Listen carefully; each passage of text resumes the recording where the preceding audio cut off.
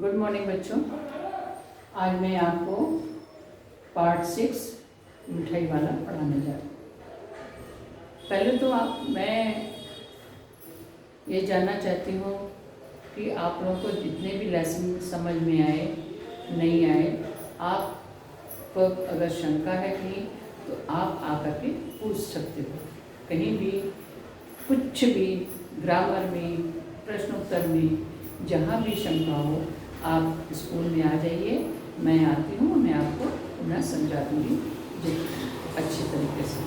तो आज मैं लेसन पार्ट 6 मिठाई वाला लेने जा रही हूँ। इसमें नए शब्द क्या है? स्नेहा भिषक, स्नेहा भिषिक्त, भिषिक्त, स्नेहा भिषिक्त।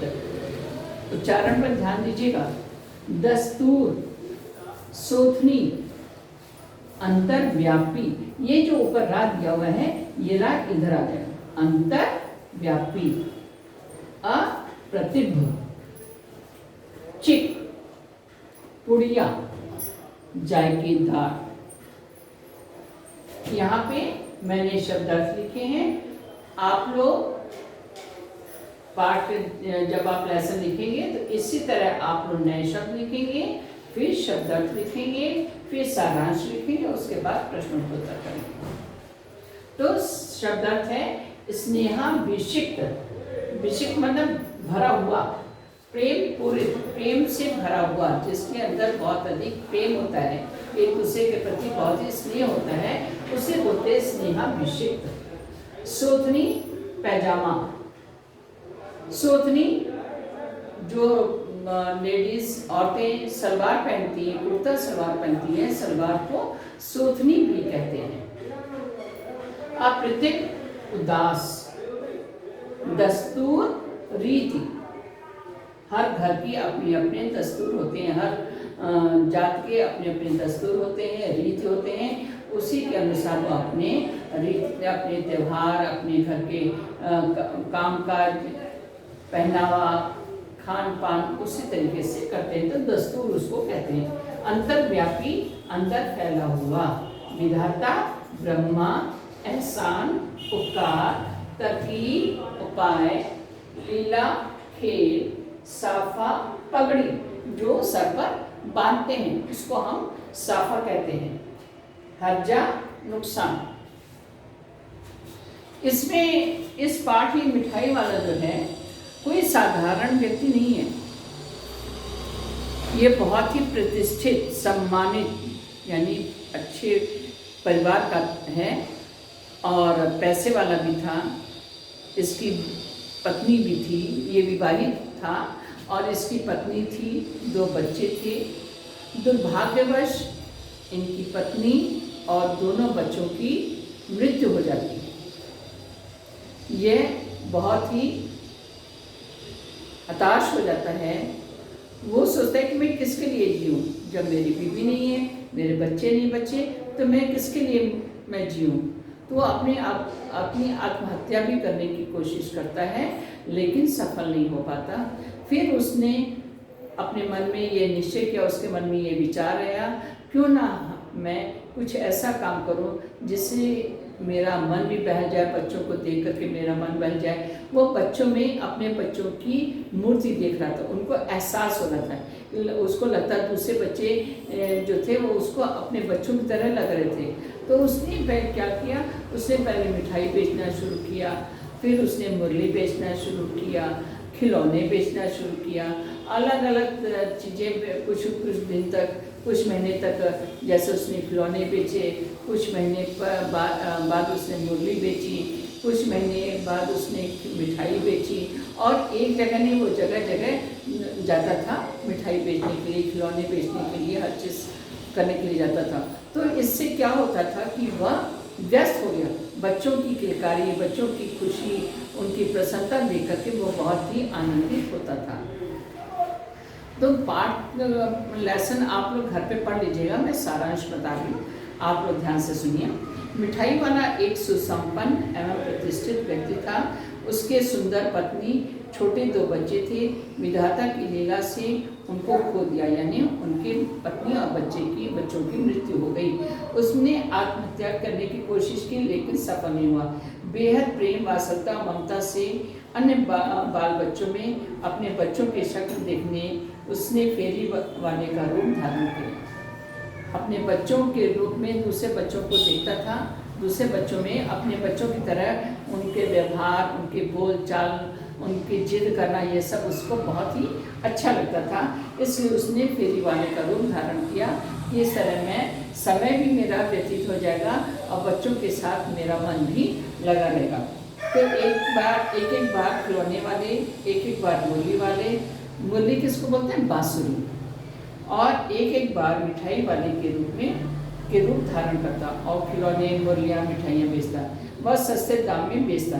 उसका स्वर मधुर, मादक, मोह था, यानी बच्चों के प्रति उसको बहुत ही प्रेम था। इसलिए बहुत ही प्यार से बच्चों से बोलता था।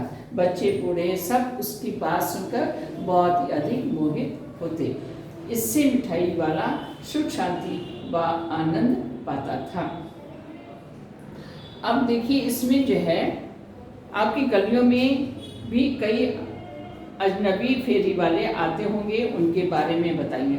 अब आपकी गली में भी बहुत से आते होंगे, खिलौने वाले भी आते होंगे, सब्जी वाले भी आते होंगे, और जो पानी पूरी वाले, चाट वाले या समोसे वाले, इस तरह के बहुत से खुमचे, जिसको बोलते हैं खुमचे वाले आते होंगे, जो गली में सामान बेचते हैं और बच्चे खुश होकर के लेते हैं। कभी कभी ठेले पर लेकर के ठेले पर सामान लेकर के लोग आते हैं, उसमें खिलौने भी रहते हैं, बॉल भी रहती है, बैट, लूडो वगैरह भी रहता है। इस तरह के खेलने, बच्चों के खेलने के बहुत से आइटम होते हैं जिसे बच्चे अपनी माँ से जीत करके लेते हैं। तो इस तरह गली में बच्चों को बनाने वाले रंग बिरंगे खिलौने, बहुत सस्ते में मिलने वाले कोटपल्ली खिलौने, निर्मल से खिलखिलाने वाले हर इलाके के खिलौने, दौड़ के आओ बच्चों, पसंद के लेके जाओ, इस तरह के करके आते। तो कैसे कौन कौन आता है? आइसक्रीम वाला आता है, हाँ, ठंडी ठंडी आइसक्रीम वाला अगर आता है तो क्या बोलते हैं? आइसक्रीम, ठंडी ठंडी, मीठी मीठी, ठंडी ठंडी आइसक्रीम। चाटने वाली, चूसने वाली आइसक्रीम, कभी नहीं बनाती नो स्क्रीन, खोने वाले को बनाती बल भी, जल्दी आओ प्यारे राम श्याम। मतलब ये जो कविता है, ये खुमचे वाला अपने मन से बना करके बेचता है, ताकि बच्चे उसकी बात सुन करके, उसके गीत को सुन करके उसके पास आएँ और उससे आइसक्रीम खरीदें। ऐसी ऐसी आवाज़ें सुनकर हम जल्दी दौड़ लगाते और झट से खरीद लेते। दूसरा, हाट, मेले, शादी आदि आयोजन में कौन कौन सी चीज़ें आपको सबसे ज़्यादा आकर्षित करती हैं, बताइए। हाट में क्या आता है? हाट यानी छोटा बाजार, जो ज़्यादातर गांव में लगता है। हफ्ते में 2 दिन या 3 दिन या 1 दिन भी लगता है। छोटे गांव में 1 दिन लगता है, फिर उससे थोड़ा सा कस्बा टाइप का जो गांव रहता है, वो वहाँ पर हफ्ते में 2 दिन लगता है। तो उसमें सब्जी वाले भी लगाते, अनाज वाले भी लगाते, चाट वाले भी लगाते, खुमचे वाले भी लगाते, खिलौने वाले भी लगाते, जूते वाले भी लगाते। मतलब हर सामान जो है वो हाट में मिल जाता है। तो जो बच्चे होते हैं वो खाने की चीज़ों को या खिलौने की चीज़ों को देखकर बहुत ही अधिक लालायित होते हैं, उसे लेने की कोशिश करते हैं। अगर खाने की चीज़ें हैं तो उससे खरीद कर खाने की कोशिश करते हैं। और मेले में भी जो है झूला वगैरह रहता है, कपड़े वगैरह भी बिकते हैं, बच्चों के खिलौने बिकते हैं, खाने के सामान बिकते हैं, फल बिकते हैं। इस तरह के भी बहुत से सामान रहते हैं जो बच्चे खरीदना पसंद करते हैं। और जब खेल के सामान लेते हैं तो बहुत अधिक खुश होते हैं, खाने का सामान खरीद कर खा कर बहुत प्रसन्न होते हैं, आनंदित होते हैं। और शादी में तो वो और भी ज़्यादा होता है, क्योंकि शादी में तो खाने के ही तरह तरह के खाने के पकवान होते हैं, जिन्हें बच्चे खाकर बहुत अधिक आनंदित होते हैं। जैसे डबल का मीठा हो गया, आइसक्रीम हो गई, पॉपकॉर्न हो गया। तो ये सब चीज़ें खा, उसमें तो पैसा देना नहीं होता, क्योंकि शादी में गए होते हैं, जिसके यहाँ शादी होती है अगर किसी के यहाँ तो वो सबको दावत देता है, तो दावत में गए बच्चों को जो भी जाते हैं उनको पैसे नहीं देने पड़ते हैं। उन बिना पैसे की वो कोई भी चीज़ जितना चाहें उतना वो खा सकते हैं और आनंद प्राप्त कर सकते हैं। अब बच्चों की क्या प्रतिक्रिया होती है? अगर खिलौने वाले को देखते हैं तो बच्चों में क्या हरकत होती है, क्या प्रतिक्रिया? यानी खिलौने वाले को देखकर बच्चे माँ से जिद करते हैं कि मुझे ये खिलौना लेकर दो, जो उसे पसंद होता है, चाहे सीटी वाला हो, चाहे हाथी के रूप में खिलौना हो या लूडो हो, जो किसी भी तरह का जो उस बच्चे को पसंद है। अगर खिलौने वाले के पास खिलौना वो है तो बच्चा माँ से जिद करके पैसे लेकर उस खिलौने को लेने के लिए दौड़ता है। मुरली वाले को देखकर, मुरली यानी बांसुरी की आवाज़ बहुत ही मधुर होती है। जिसको बांसुरी बजाने का शौक़ होता है वो अपनी माँ से पैसे लेकर के बांसुरी खरीद लेता है, मुरली खरीद लेता है, फिर उसको बजाता है। मिठाई वाले को देखकर बच्चे मिठाई लेने के लिए दौड़ते हैं, तो बच्चों को मिठाई बहुत अधिक पसंद आती है, तो बच्चे माँ से पैसे लेकर मिठाई लेकर के खा करते हैं और आनंद पाते हैं। उनके खरीदने के लिए बच्चे माँ से जिद भी करते हैं। अब पढ़िए, कहानी के आधार पर वाक्यों को क्रम 1, 2, 2 मतलब उसको क्रम में नीचे वाक्य दिए हुए हैं, सेंटेंस दिए हैं, उनको देख करके आपने क्रम से लिखना है कि पहले नंबर पे क्या आएगा, दूसरे नंबर पे कौन सा वाक्य आएगा, तीसरे पर कौन सा आएगा, चौथे पर कौन सा आएगा, तो इस तरह करके आपने लिखना है। तो पहले वाले, जैसे पहले वाला है, मिठाई वाले ने पेटी उठाई और कहा इस बार ये पैसे ना लूँगा, और इस तरह करके 6 दिए। तो फर्स्ट वन जो है वो सबसे लास्ट में, बच्चे खिलौने देखकर पुलकित हो उठे, ये सबसे आखिरी लाइन जो है ये फर्स्ट होगी।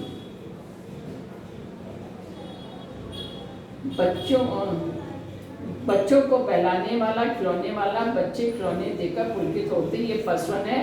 सेकंड है बच्चों को बहलाने वाला, मुरली वाला, ये सेकंड नंबर पर है। थर्ड नंबर, हाँ उनकी वृद्धा दादी थी, नहीं, 2 मुरलियाँ लेकर विजय बाबू फिर मकान के भीतर पहुंच गए, ये थर्ड नंबर पे है। फोर्थ नंबर में, हाँ उनकी वृद्धा दादी थी, ये फोर्थ नंबर पर है। फिफ्थ नंबर पर फिर आएगा बच्चों को बहलाने वाला, मुरली वाला। 6 नंबर पर मिठाई वाले ने पेटी उठाई और कहा इस बार ये पैसे ना लूँगा, ये 6 नंबर है। मिठाई वाला हर संशय और विस्मयादि भाव में डूबकर बोला, ये 7th नंबर है। यानी आप फिर से देख लीजिए जो आपके बुक में दिया हुआ है लाइन सेंटेंस, और फर्स्ट वन 6 आएगा, सेकंड वन 7th आएगा, थर्ड वन 4th आएगा, फिफ्थ वन 1, 2, 3, 4 वाला 2 और 5 2 आएगा, 2 नंबर पे भी आएगा, 5th नंबर पे भी आएगा, और उसके बाद 5th वाला 3 नंबर आएगा, और ये जो है नीचे में ये फर्स्ट नंबर पर आएंगे। अब दूसरा वाला देखिए, अब इस बार ये पैसे ना लूँगा, कहानी के अंत में मिठाई वाले ने ऐसा क्यों कहा। जो ये मिठाई वाला पार्ट है उसमें 2 बच्चे हैं, चुन्नू और मुन्नू। उनके पिता का नाम है राय विजय बहादुर और माँ का क्या नाम है, रोहिणी। तो रोहिणी जो है, कहा जाता है कि अपने दिल की दुखित बात नज़दीकी वालों से कह दे तो मन का दुख हल्का हो जाता है। अगर हम बहुत परेशान हैं और बहुत दुखी हैं, अगर हम अपने मन की बात किसी से बताते हैं तो, और दूसरा वाला भी बड़ी हमदर्दी से हमारी बात सुनता है, हमको उसका हल निकालने को कहता है, हमारी बात हमें सांत्वना देता है, तो हमारा मन का बोझ हल्का हो जाता है। इसी तरह रोहिणी जो चुन्नू मुन्नू नाम के बच्चे, उनकी माँ से जब लेखक यानी कवि बताता है कि मैं बहुत ही धनाढ्य व्यक्ति हूँ, संपन्न हूँ और अच्छे परिवार से हूँ, लेकिन दुर्भाग्यवश मेरी पत्नी, मेरे बच्चों का निधन हो गया है, मृत्यु हो गई है, आकस्मिक मृत्यु हो गई है, और उसके बाद मैंने आत्महत्या भी करने की कोशिश की, लेकिन मैं उसमें सफल नहीं हो पाया।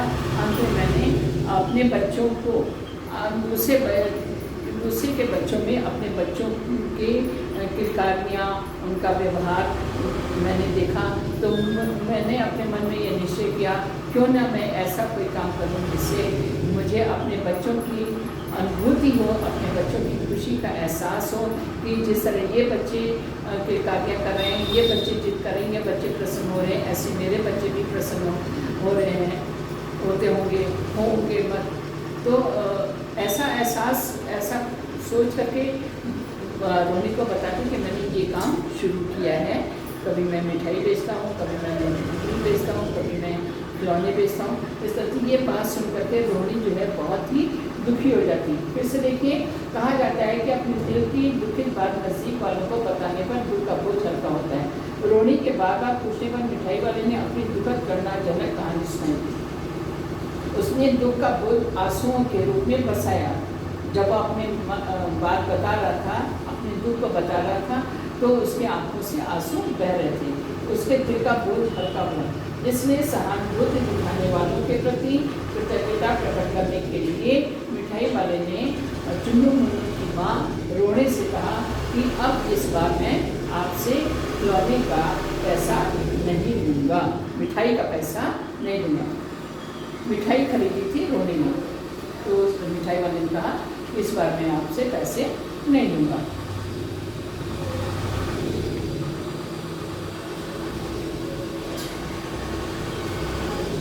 थर्ड बंदगी किसकी बात सुनकर मिठाई वाला भावुक हो गया था? उसने इन व्यवसायों को अपनाने का क्या कारण बताया? रोहिणी की बात सुनकर मिठाई वाला भावुक हो गया था। रोहिणी की मिठाई वाले की बात जब रोहिणी ने सुनी तो रोहिणी भी बहुत ही उदास हो गई, तो उसको मिठाई वाले के प्रति बड़ी हमदर्दी आ गई। तो रोहिणी की उससे बहुत संतावना दी रोहिणी ने मिठाई वाले को। तो रोहिणी की बात सुनकर मिठाई वाला भावुक हो गया था। मिठाई वाले ने इन व्यवसायों को अपनाने का कारण इस प्रकार बताया कि मैं संपन्न और प्रतिष्ठित व्यक्ति हूँ, सम्मानित व्यक्ति हूँ। मेरे पास मकान, व्यवसाय, गाड़ी, घोड़े, नौकर, चाकर सभी कुछ था, सब कुछ था। जब मेरे बीवी थी और मेरे बच्चे जीवित थे तो मेरे पास सब कुछ था। सुंदर प्रिय पत्नी और 2 नन्हे बच्चे भी थे। वह मेरे सोने का संसार था। मेरा परिवार कैसा था? सोने के संसार के समान था, यानी सुखी परिवार था। लेकिन विधाता का वामा आया, अब कोई नहीं है, पर बच्चों को ममता और बसंता उमड़ पड़ती। मेरे बच्चों को की झलक इन असंख्य बच्चों में मिलती है। मुझे अपने बच्चों की झलक इन बच्चों में दिखाई पड़ती है। उनका प्यार और संतोष, धीरज और असंतोष इस तरह मैं पा रहा हूँ। इसके लिए इन व्यवसायों को मैंने अपनाया है और इस तरह मैं अपना जीवन व्यतीत कर रहा हूँ। अब लिखिए में ये 3 क्वेश्चन हैं। First one, second one, third one. पहले आप लोग इस तरह लिखेगा, लेसन लिखेगा, नए शब्द लिखेगा, शब्दार्थ लिखेगा। शब्दार्थ लिखने के बाद फिर आप लोग लिखित प्रश्नों के उत्तर लिखेंगे। प्रश्नों के उत्तर कौन से लिखेंगे? फर्स्ट, सेकंड, थर्ड, ये 3 प्रश्नों के उत्तर आप लोग लिखिएगा। उसके बाद शब्द भंडार में ये दिया हुआ है, दुबला पतला गोरा युवक है, बीकानेरी रंगीन साफा बांधता है। ये कौन है? ये मिठाई वाला है, जो कभी मिठाई बेचता है, कभी खिलौने बेचता है और कभी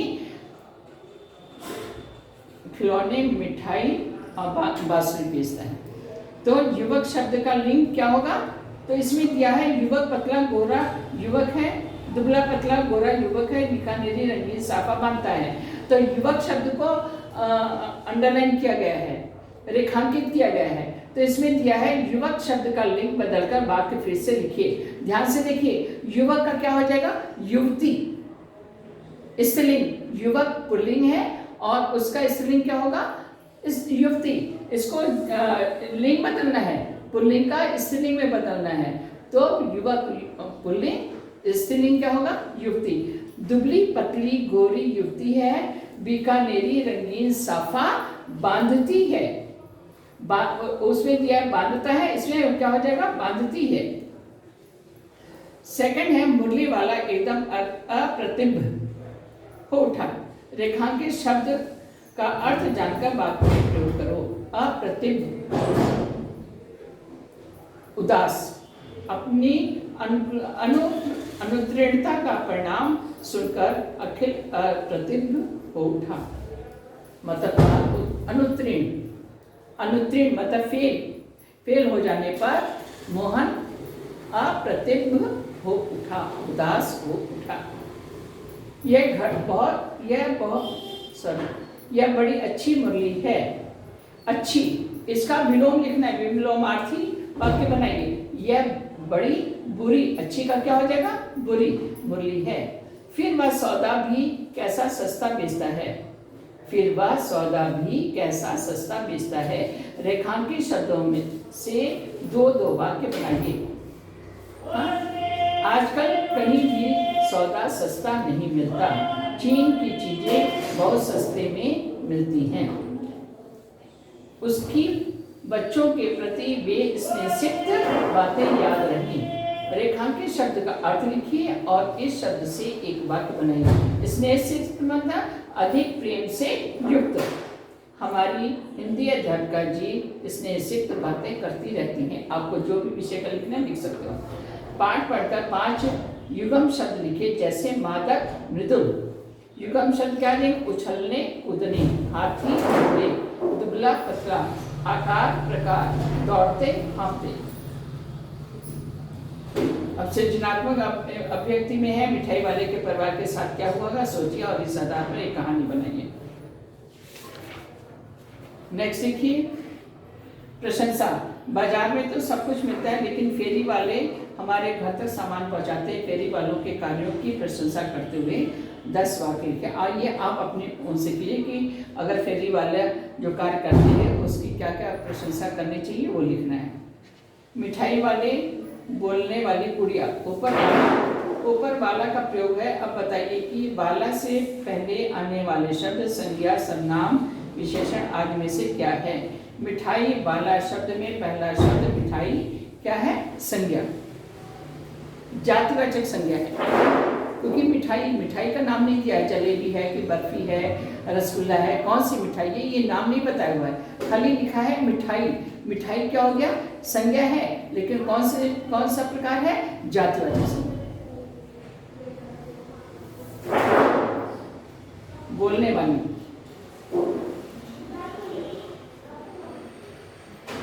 और भाववाचक भी आएगा, क्योंकि हम मिठाई का स्वाद भी लेते हैं। भाववाचक संज्ञा भी आ सकता है। बोलने वाले शब्द में पहला शब्द बोलना क्रिया है। ऊपर लिखे वाक्यांश में उनका क्या प्रयोग है। ऊपर लिखे वाक्यांश में उनका प्रत्यय,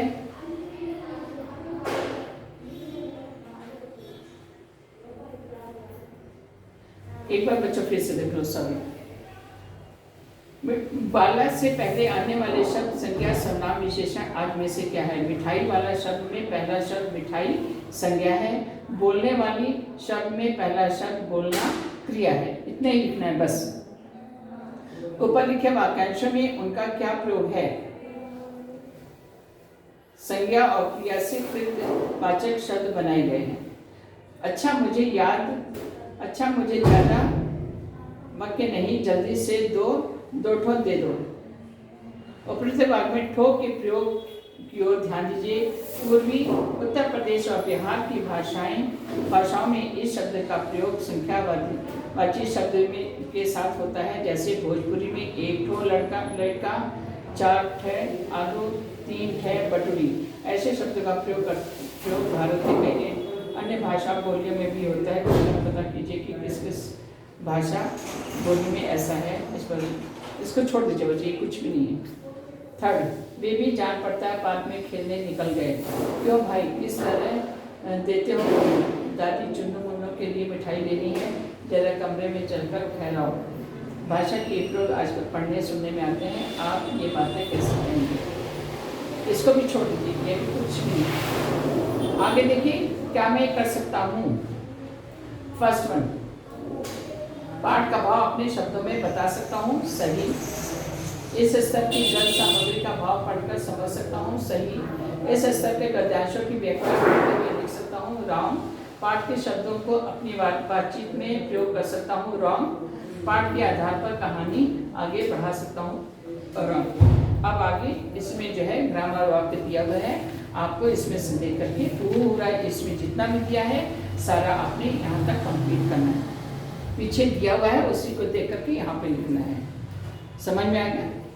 धन्यवाद बच्चों।